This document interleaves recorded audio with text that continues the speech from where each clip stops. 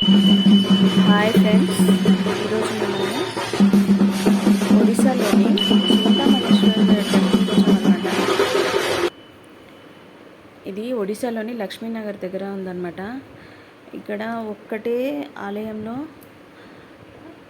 విఘ్నేశ్వరుడు, హనుమాన్,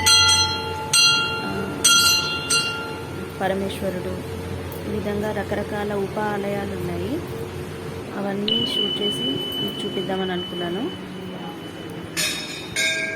చూడ్డానికి చాలా ప్రశాంతంగా ఉంది, పీస్ఫుల్గా ఉంది. రకరకాల చెట్లు, పనస చెట్లు, అన్ని రకాల చెట్లు.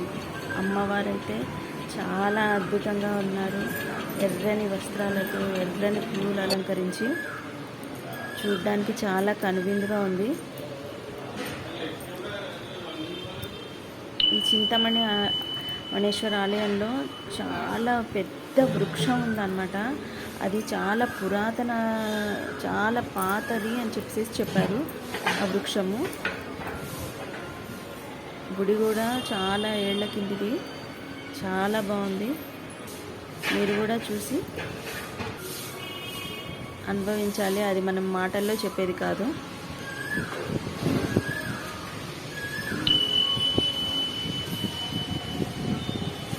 నా ఛానల్ని సబ్స్క్రైబ్ చేయడం మర్చిపోవద్దు ఫ్రెండ్స్.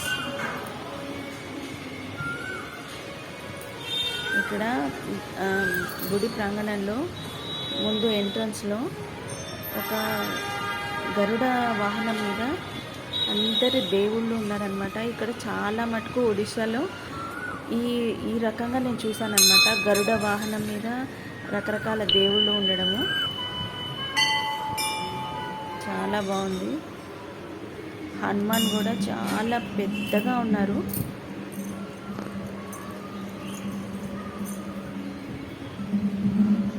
ఇక్కడ వీళ్ళ దేవాలయాల్లో మన సౌత్ వైపు కంటే ఇక్కడ కొంచెం భిన్నంగా అనిపించింది నాకు దేవాలయాల్లో కట్టడం కానీ ఏదైనా.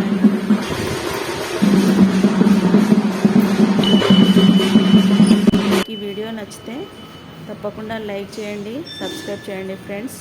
ఇక్కడ మనం చూస్తున్నది ఇది ఒక చిన్న ప్రాకారం లాగా ఉంది. దాంట్లో మనకి శ్రీకృష్ణుని లీలలు ఉన్నాయన్నమాట. ఆయన బాలకృష్ణుడి దగ్గర నుంచి ఆయన రాధా వల్లభుడి కదా, అలా ఆయన లీలలన్నీ ఉన్నాయన్నమాట, బాల్యంలోని లీలలు.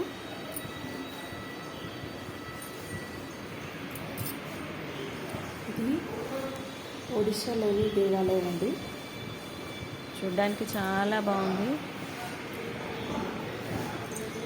పూరి జగన్నాథ స్వామి కూడా చూడ్డానికి చాలా అద్భుతంగా ఉన్నారు. అన్నీ ఒకటే ప్రాంగణంలో చిన్న చిన్న ఉప ఆలయాల్లాగా ఉన్నాయన్నమాట.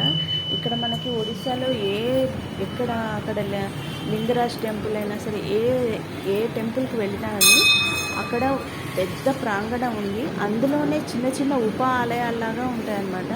ఇక్కడ చూశారు కదా ఈశ్వరుడికి, ఇక్కడ శివుడి ముందు అంటారు కదా శివగణాలు, వాళ్ళిద్దరూ ఉన్నారు.